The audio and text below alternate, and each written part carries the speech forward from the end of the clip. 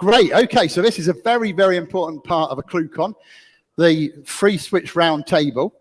And the people here need no introduction to, you know them all from the project. But I would like to start just by mentioning their names and then giving a quick round of applause for them because of everything they do. I've worked with these guys, seen them on Slack, morning, noon, and night, always responsive, always doing things in the project. So we've got Brian West, Tony Minessale, Mike Jerris, Chris Rienzo. Let's give them a round of applause to start with.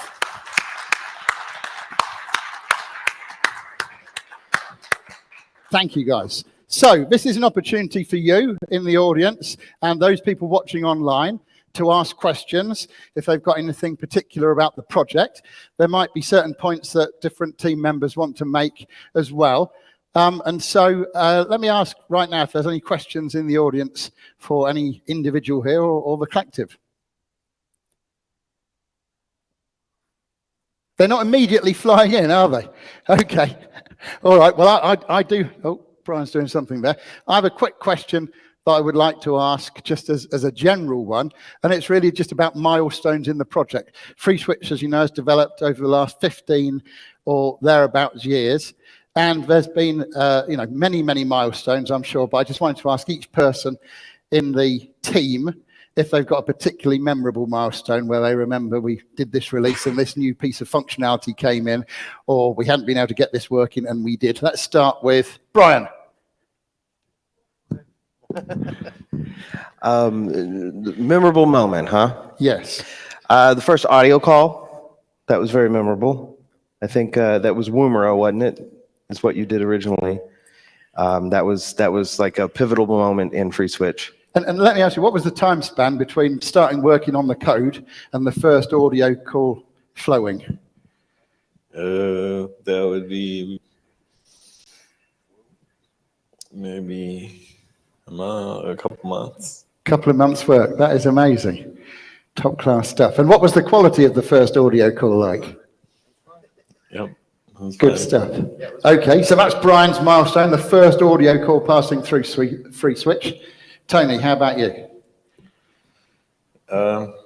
We have some go-to ones, I think, because we get asked this question a lot. I don't know if I want to answer differently every time, but the first time that we melted at 100 megabit Ethernet. Filled it up. Yeah, we thought that there was a bug, couldn't get past a certain number of calls. We weren't doing the math, and we had saturated 100 megabits. Because you got the full audio in the call. Yeah. Right. Top class. So, okay, when was that out of interest? A couple of years in, maybe like 2007 or 8. Yeah, we never had anything to work with that could do that before, so it never dawned on us that it was possible. And what an amazing indication of horsepower. Brilliant. Okay, thank you. Let's go to Mike. And Mike's got the mic. I think it needs a... I got power. Okay. You got me? Oh, yep, there we're we on go. now. Go ahead, Mike. I guess there's two. I don't go on vacations a lot, and I went on a vacation for the first time in a while and came back a few days later, and there was a conference module. That was a fun one, and probably the most fun we've had over the years, I like to call 30 days, 30,000 lines of code. And that, God, do you remember what year it was? It was free TDM. That's 2007. Yeah, and we literally, like the month before ClueCon, wrote free TDM, like all of it, and it worked. That was a fun one. Great stuff.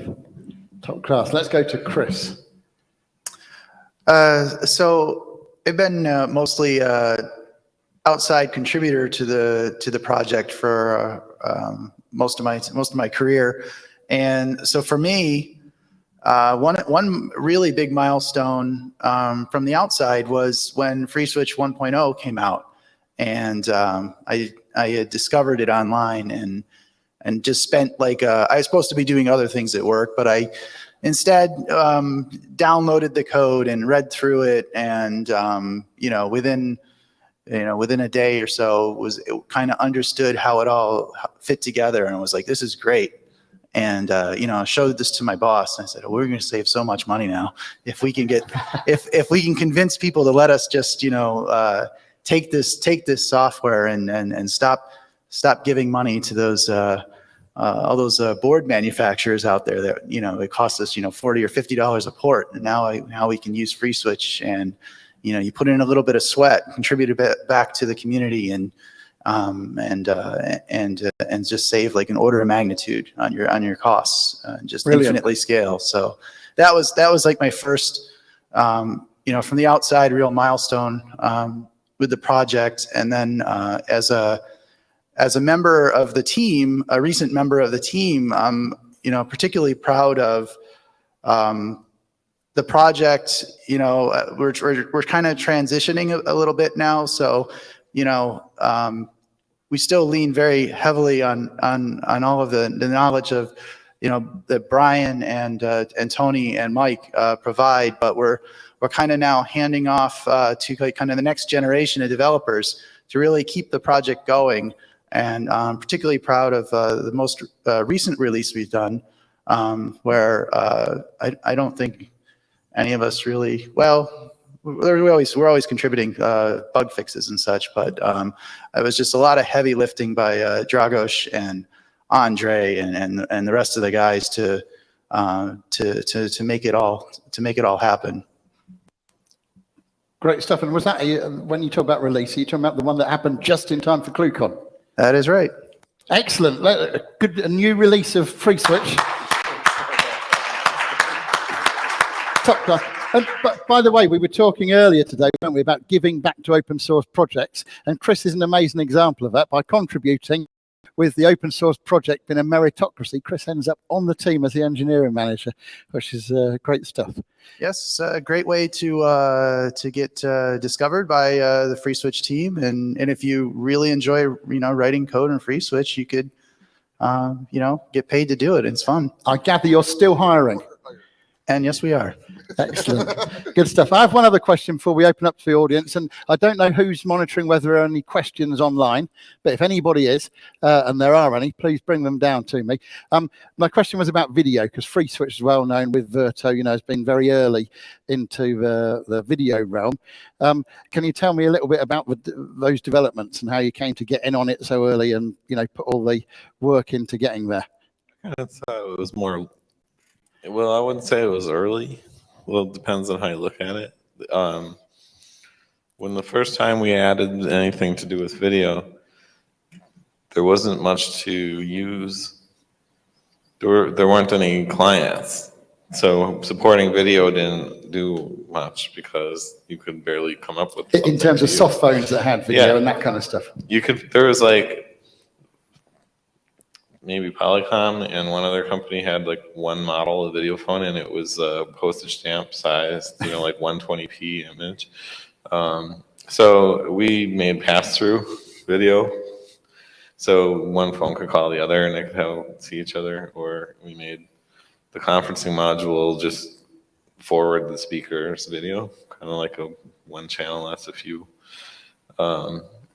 For a pretty long time, it was only until WebRTC that made it a little more cool. A little earlier than that, SIB phones started being software driven. So there was RIA or something like that, those kinds of things.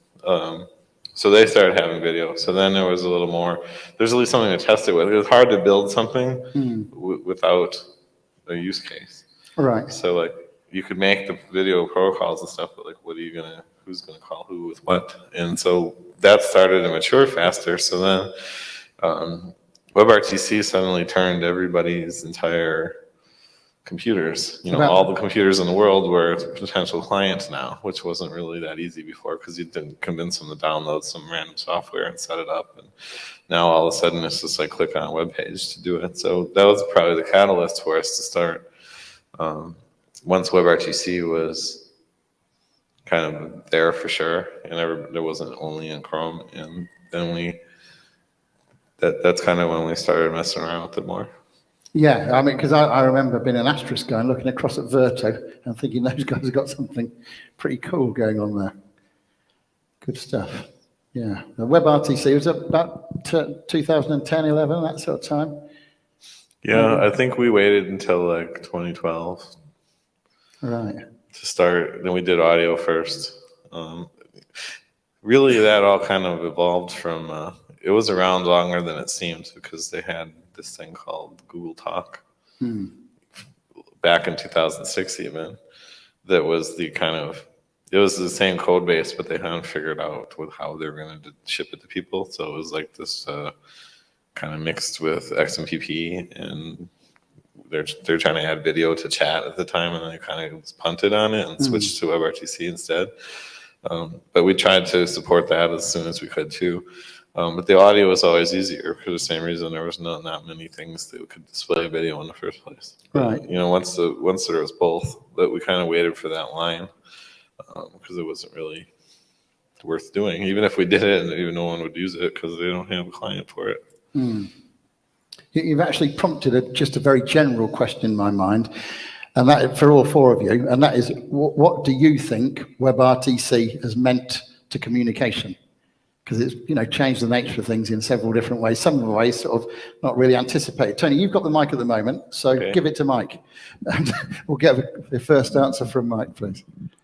I think it fits really well with our intentions for communication, which is making it accessible. And that's been the story the whole time of FreeSWITCH, and it's very much the story now with SignalWire. It's all about making communications accessible, and not having to install a client makes things more accessible. Everyone has Chrome installed.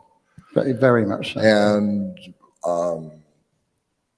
I think our entire team spends 80% of their day in a conference call on the screen like that with other people, and that's our office environment. Like, WebRTC has enabled all of that. We've built a ton of tools around it and really refined them over the years, but what it comes down to is the client accessibility and our ability to build clients out with web technologies has made that accessible. And Yeah, because as a team, you FreeSWITCH guys were all remote anyway, weren't you? So this is a solution sort of waiting to happen. in this app on the screen right here is quite complex, and there's quite a lot of code and man hours into it. The SDK, on the other hand, we've boiled it down to much of this functionality with, you know, single digit lines of code. So, you know, along with the, you know, WebRTC brings accessibility, and it allows us to, you know, provide the ability to do this. Yeah, you've been able to hide away some of the complexity. Yeah, just the levels of knowledge necessary, we've boiled down lower and lower to the point where it's down to paste these couple lines of code into your web page and the box shows up. Great. And I think that's amazing, and is going to bring out new applications, and is going to drive us to build new features into the SDKs. You know, it's really just democratizing the ability to communicate, which has always been my passion. Like, making it accessible to people, you know, monetarily and knowledge-wise, because the knowledge is the hard problem. The design of this application on the screen, we've spent hours and hours talking about how to make different browsers compatible, and, you know, work around this issue and all of that. And it's an insane amount of work, and we've taken that work and rolled it into the SDKs so that a developer who doesn't know video doesn't have to know any of that. And there's a ton of, like, even with the tools we have, there's a ton of hard problems to solve, and being able to wrap that up in a solution that people don't have to think about those things or know about them. I was talking to Chris earlier. We spent the last 6 weeks working on intricacies of device management issues in the browser, which are very difficult problems to solve, and how to solve them in ways that an end user of our SDKs never has to know anything about them. Yeah, you mentioned the word democratization, and I remember at the time, back in 2011, 2012, where it came out, people were saying, yeah, there's only, you know, X thousand SIP developers in the world, but there's this many web developers in the world, and so you're putting things into a different sphere. I finally feel like there's other SDKs out there. We looked at them, closely to understand kind of what people wanted. And we also found that it's hard, even with the SDKs, to implement these things. And I think we've come up with a solution that's easier to enter in, with less moving pieces, where you can just throw a couple lines of code in your browser and it works. Great. Well, thank you, Mike. Let's just go over to Chris. What has WebRTC meant for you, Chris? Yeah, I think, Mike covered it pretty well, but one thing is just how much faster things move now because of all this technology. Like the industry was just extremely slow, but this army of web developers out there, right? They move so much faster, and there's and they're just going to make stuff work, right? And they're going to put it out there, and that's just the way of the internet. And it's just great that all that communications and the pain that we had to go through to get people to communicate with each other through technology is like the barriers to that are just evaporating. And I'm just really excited to see like what people are going to create with all of this. I'm not a very creative person. I can build things that people tell me what to build, but I can see that with somebody with ideas that they could probably turn it around in just a really short time to go to market and just really disrupt things. And so it's just really exciting times. Thanks, Chris. Who's going to go next, Brian or Tony? Brian. Mike covered most of what I would have said, but there's an aspect of the accessibility component that started really early on with FreeSWITCH that carries forward through WebRTC. We have a large blind and deaf community that uses FreeSWITCH. So blind people are talking to deaf people using FreeSWITCH, and that's something that I really didn't think in the beginning, but we had the community develop around that. And that's going to continue with WebRTC to increase the accessibility of communications. And that's really inherently part of open source. Because Yes. if this was some proprietary thing that cost thousands of dollars, they wouldn't be able to do it, would they? But low barriers to entry. Exactly. That kind of stuff. Okay, thank you, Brian. And we'll go to Tony. By the way, do generate some questions here. We've got a microphone here. If there's any questions online, if they can be ferried down to me, that would be good. Yeah, go ahead, Tony. Yeah, so one of the reasons that some of Mike's answer even is a thing is because even when you go out to create something like WebRTC, you have to get the entire world to cooperate with it. It has pitfalls. So you have different browsers.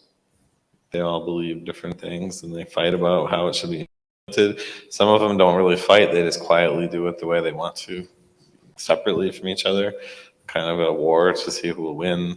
There's like standards change.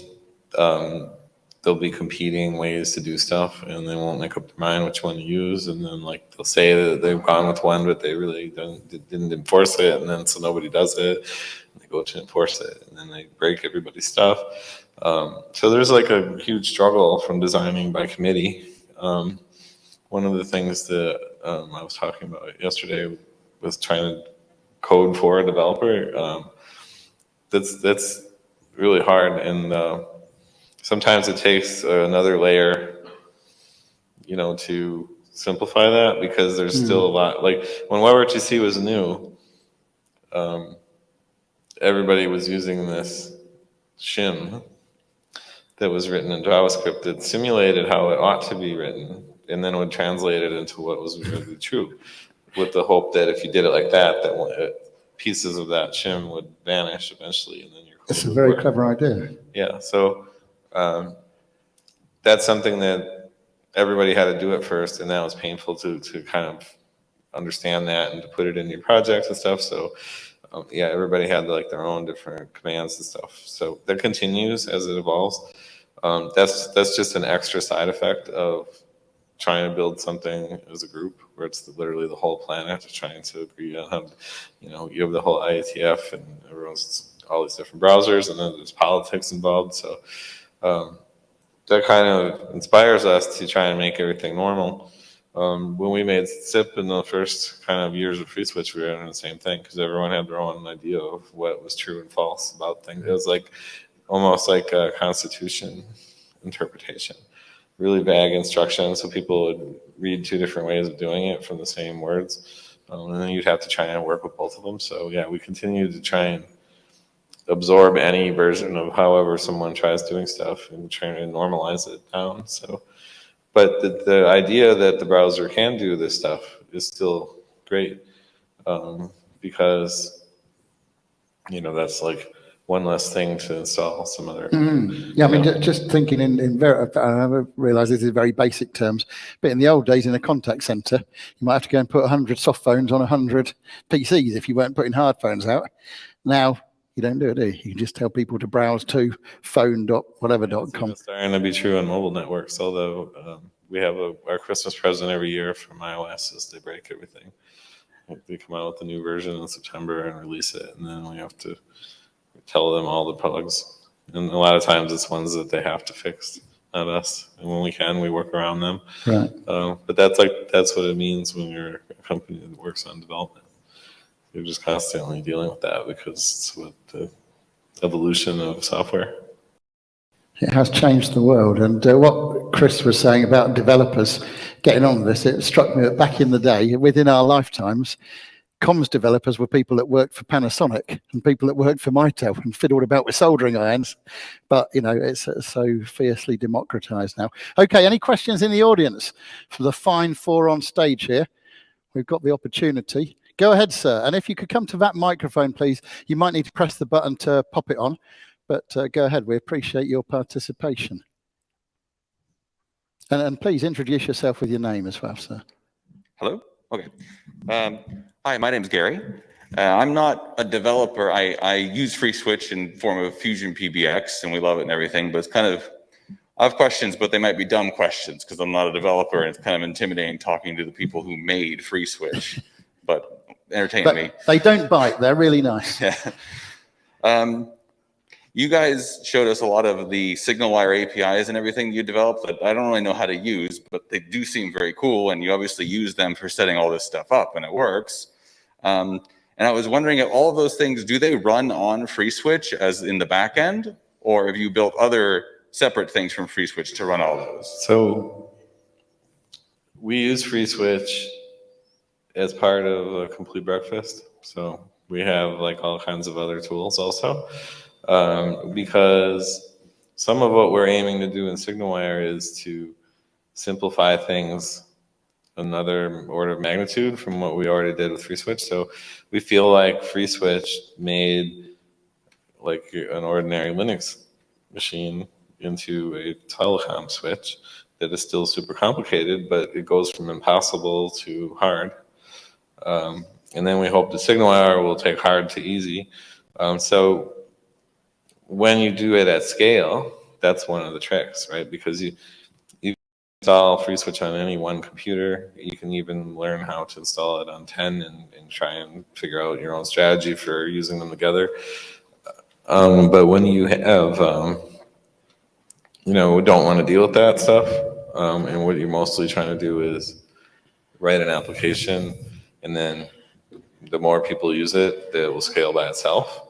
That's kind of the thing we have in mind when we do that. So we use it in say, like a giant array of several of them, but we also, some paradigms that we built out are using things that call FreeSWITCH when they need to and call other things when they need to. When it comes to database access or scaling or negotiating or a remote procedure call stuff that we do that allows you to write like a real simple Node.js tiny script that can do the work of that used to take setting up like a lot of stuff. So that we're a customer of FreeSWITCH just like everybody else when it comes to SignalWire. Tony, just in future, mic a little bit closer, please, for the online audience. Yeah. Did that answer your question, sir? Have you got any more? Yeah, I don't know if this is even related to you guys, but like, do you have a favorite mobile app soft phone that you use? Because I hate all of the ones I've tried. Oh, a mobile app soft phone, huh? But we use Grandstream Wave Lite. It's okay, but We have a guest in the house who actually owns a company that makes one. wait, is it Zoiper? The Zoiper guy's here, isn't he? Zoiper, yes. Yeah. I I think we I like bought a that one desktop pretty license much. for it at some point. He So, ma- do you have a favorite software?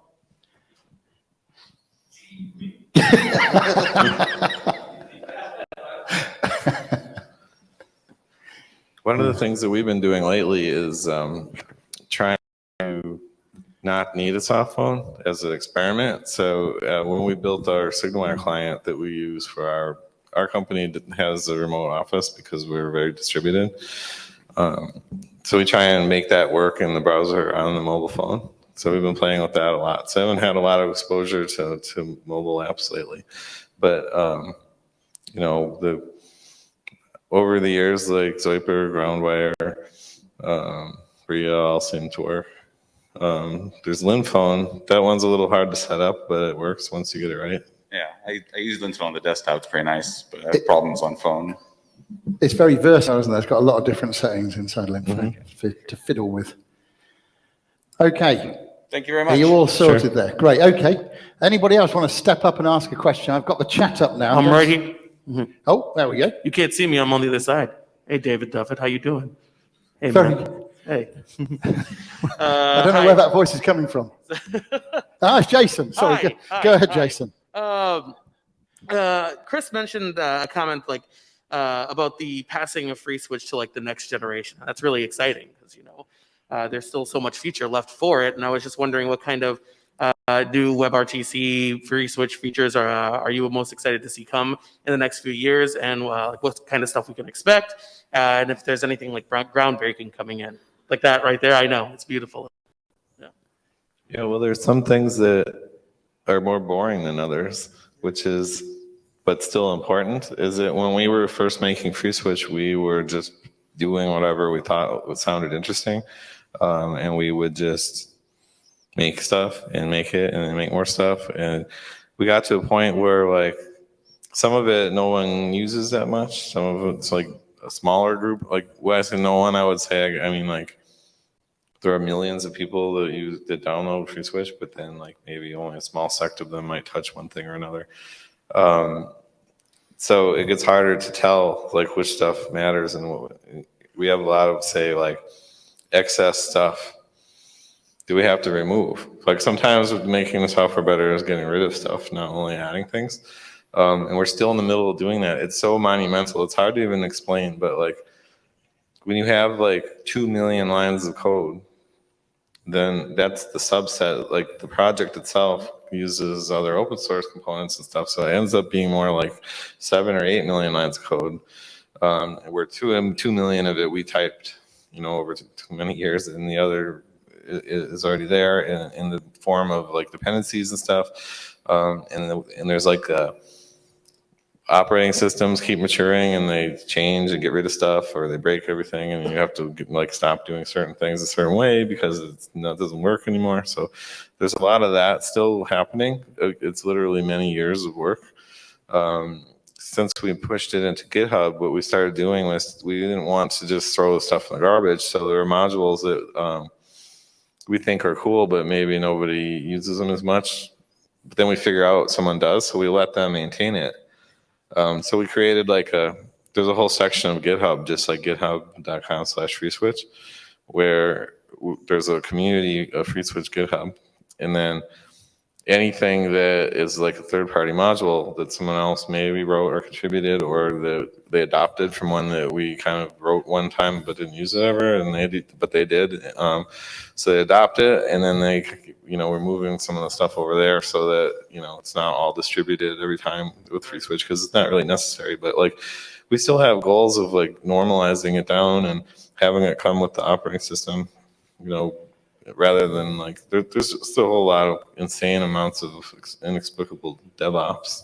So that's really interesting, actually. So there's two sides of it. There's the, sort of expanding part where you're putting in new features, you're putting in new things, but then there's also the, cleaning up the bloat that may have existed behind that doesn't work with any of the new stuff. So do we have people working on both sides? Like, are there community members who work on the future and the past at the same time? Yeah, we have people working on both. Maintaining and arranging the software mostly is Chris and his team. The open source community contributes changes, maybe like reports issues. The rest of it is all just kind of playing by ear, but what we're hoping to do is continue to make it more clean and sort of get the pace more stable and make it so that, it's not, if you develop software too fast, it's kind of like a robot wheel. Like you use it until it breaks, and then you update it, and then you hope that it doesn't break anymore. And when you are more careful about how often you release and stuff, that starts to add stability. So, a lot of it is like the kind of unsung, less cool than like adding a mod for teleporters or something. But the near future is still a lot of that, like just getting it cleaned up. And the other thing is that we spent most of the beginning with like a small number of like core contributors. They're all sitting here on the stage, so like we wanted to have like, yes, give us a hand. But we also don't want to be the only ones that do that. That's true. So, but the only way to have more people do it is to spread it out and make it more clean and digestible interface for all the other people that might want to help with the stuff. So there's a lot of that going on too. So not so exciting as like shiny new stuff, but we're paving the way to make it so that making shiny stuff takes less effort in the future. But what you're talking about is a place where SignalWire has been very helpful, hasn't it, in terms of adding developers to work on more, so that it goes beyond the core team. Yeah, and when we try and use SignalWire, it uses FreeSWITCH, and then we find things too that we fix and then push that down, because it's like we're just like anyone else. We put it in production, and then we notice there's something wrong, and our use cases help drive the development, just like the rest of the groups. Well, and in terms of funding the developers as well. Yeah, that's the difference. Like in the early days, everybody was volunteer. Here at SignalWire, we have paid positions where you work on it all day long. Top class. Thank you for your question. Oh, you've got another gentleman there. Go ahead, sir. Actually, the last question captured the essence of what I wanted to ask, and you answered it well. But I came up with one on the fly.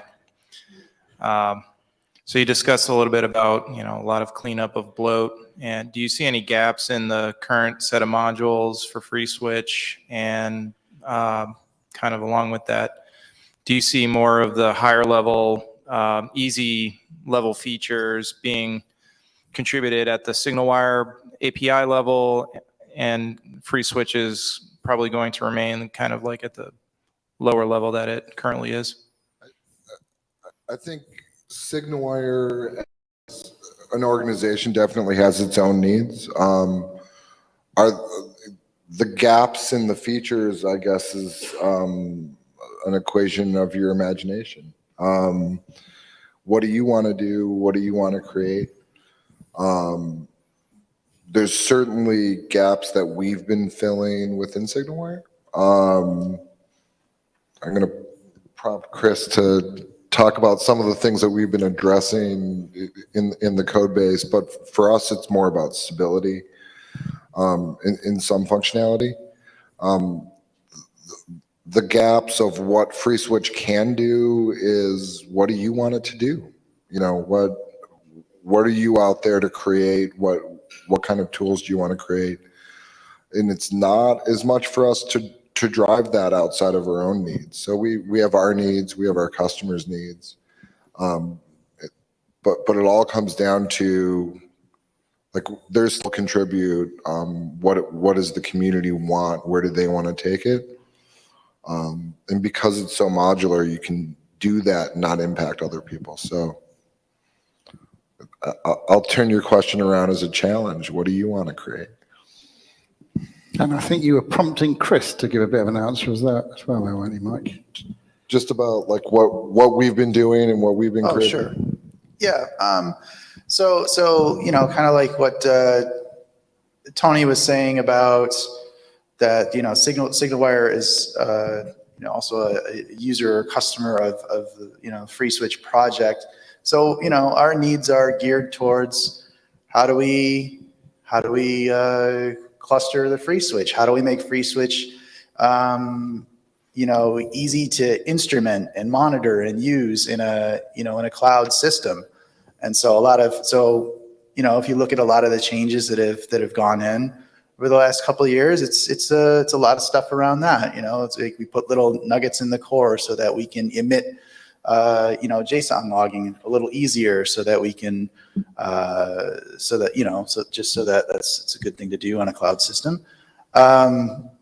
We also really big, in making sure that when we make changes, we don't, we want to make sure that we're not going to, blow things up. So we spent a lot of time on, and we've talked about this in the past, spent a lot of time on just, adding the test framework to the system. And every time we add a new feature, we will add testing in there so that we have, much higher confidence that we're not causing damage. And we spent a lot of time making sure that we're running everything through like the address sanitizers and the static analyzers, and we just keep feeding more and more of that stuff into the process, so that we have high confidence that the master branch is good enough to run on production, and that's what we do. Yeah, it's a sign of a very mature product, isn't it? That most of the features that people want are there, and you're concentrating on stability and testing and regression and all that kind of thing. I notice our very own Brett is there, but do you have a question there? Yeah, I was just going to ask, coming from the open source community that FreeSWITCH was born from into a for-profit organization like SignalWire, I know there's definitely obviously a lot of technical and engineering back and forth on trying to create easy to use plug and play version of FreeSWITCH through the APIs themselves. But from a more conceptual and logistical thing, what's been the biggest, I guess, unexpected challenge to SignalWire as it's grown into a more for-profit entity out of the, the open source roots it's came from? Focus. There's a lot you can do, and you have to pick very carefully. It's just like a really big, complicated maze, because there are, especially us who knows the most about how to use FreeSWITCH the right way, can be tempted to make everything in our wake, and we can't. We have to focus.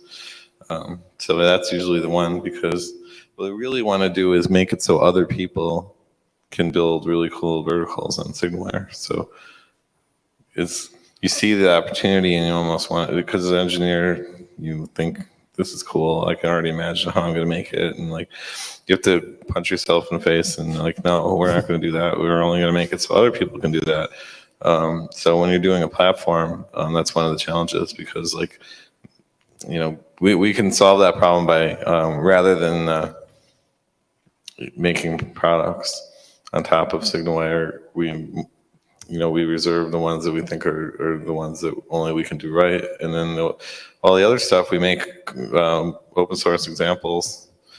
We post them on GitHub, and then we hope to inspire other people to make some of them. Because there's enough, the capabilities that we're adding into SignalWire and FreeSWITCH together, because you can use SignalWire and FreeSWITCH together. Obviously, you can, host a bunch of stuff in the cloud, and then you can terminate it down into your own different FreeSWITCH machines if you want. You can play around with different stuff like that. So, there's a lot of permutations of what you can build. So we want to get someone doing them all, because it would take forever to try and actually realize them all. So you need the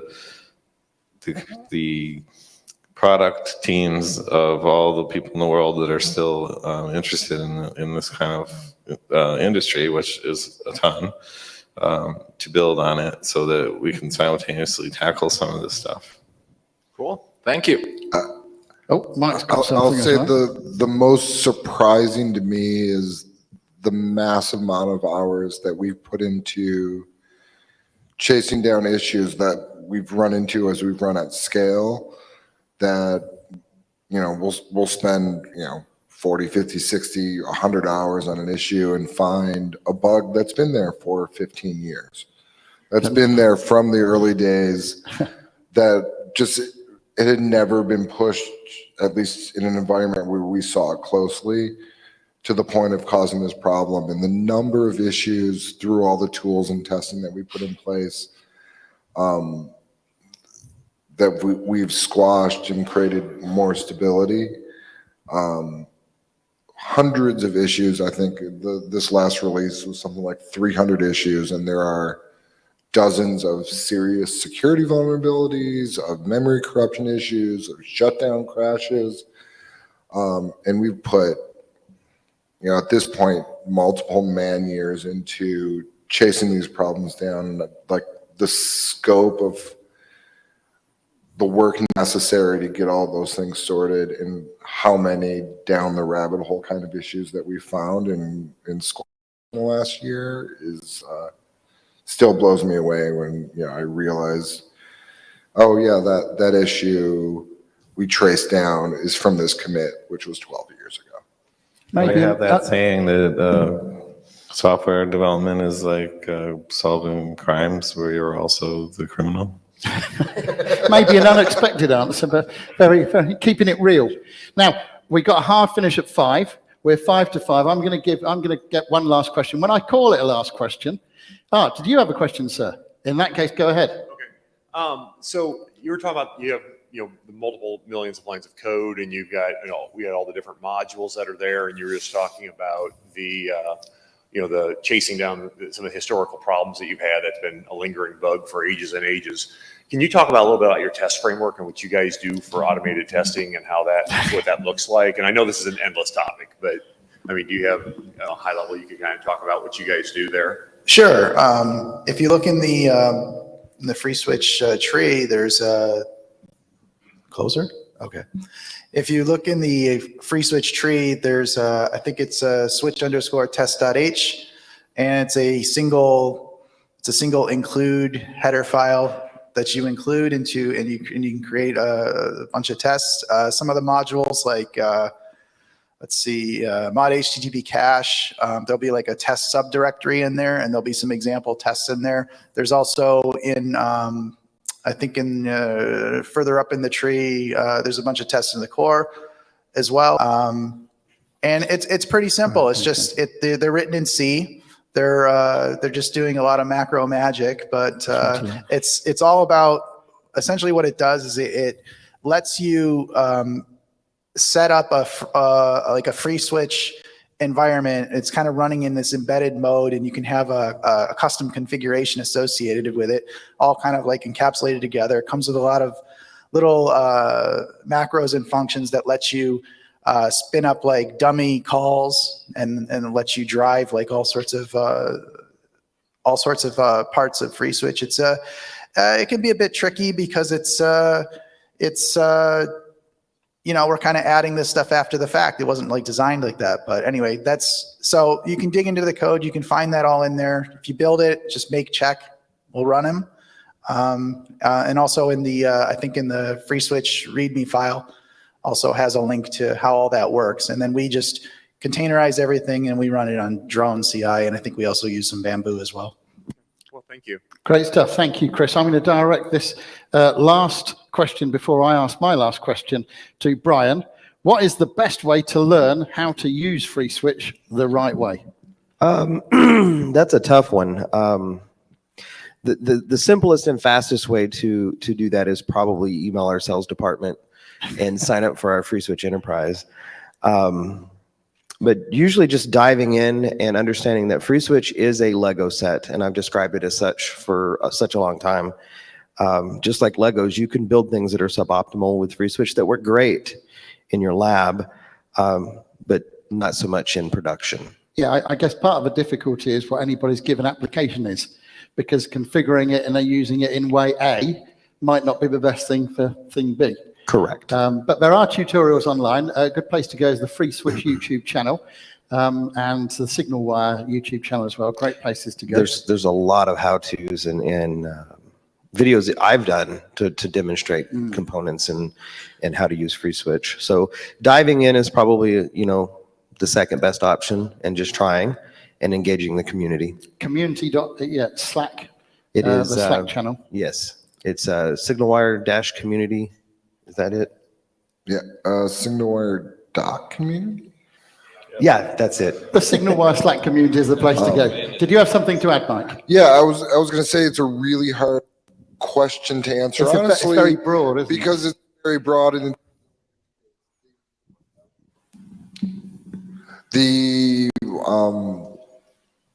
if the question is, how do I use FreeSWITCH on an embedded device? There's a mic coming your way, Mike. If the question is, how do I use FreeSWITCH in an embedded situation to do X, there'll be one set of answers. If your question is, how to use FreeSWITCH to make a bunch of video calls at a very high scale, my answer is going to be use the video SDKs we have with SignalWire, because it's incredibly complex to scale this properly. And it's just hard, and we now have dozens of man years into resolving that situation. You're not going to scale it to thousands and thousands of users well. Yep. If you're trying to do a small PBX, there's lots of ways to do that too. So it depends on what your needs are, and come and participate in the community and ask the questions. And participation is a great yeah, word. if you participate, we're gonna let that go. There's some books. Yes, there are books. Okay, I've got one last question I want to ask, because people have taken the time to come here in person, get to hang out with you guys and learn just a little bit more about you. I would like one non-work thing about you each. And what's driving this is I like watching Mike on Facebook with his road trips and things. And when you talk to Tony, sometimes you see a load of guitars in the background. Now, you don't have to talk about those things, but one non-work thing, and we'll start with Brian. And let me just put that on for you, Brian. Okay. Non-work thing, huh? That's a tough one, because I pretty much work all the time. I really can't think of anything right off the bat. Well, you've got other interests as well. Yeah. Well, for the most part, you know, I actually have other things that I do, but it's Dogecoin, that we do the Shiba Inu as well. We have a whole in the support department. We kind of, you know, bounce these things back and forth. You know, that's non-work related. So we have fun with some crypto. A little bit of crypto. Okay, let's go to Tony, who's got a mic of his Sure. own. Guitar is a good one, I guess. I mean, I do that sometimes. I pay more attention to them in the background, like you said. I see my own video and I can tell they're there, but I don't get to touch them as often as I should. But usually reading and downtime, and when you work an intense job, sometimes you just have to turn your brain off. It is intense. I see your green light on Slack all the time. All of you, by the way, not just Tony. So round of applause for all of that hard work. Okay, and Mike. Something personal. I like to play with fire, and I've spent the better part of the last 3 years or so traveling and exploring the west of the United States, and just seeing amazing, beautiful places while simultaneously still working. So me and my dogs kind of drive around and live wherever and work in beautiful places. Top class. Well, thank you. And Chris. So my interests changed quite a bit, but these days it's a lot of iRacing, and bought a skateboard to skateboard with my son and look like an idiot. But that's kind of what we got going on these days. That is something to remember, that these guys have families as well to be dealing with. Okay, anyway, I think if you do want to talk to the guys some more, some of them might be still here, but I know some have got to rush off. So let's just give a big clue to the FreeSWITCH core development team.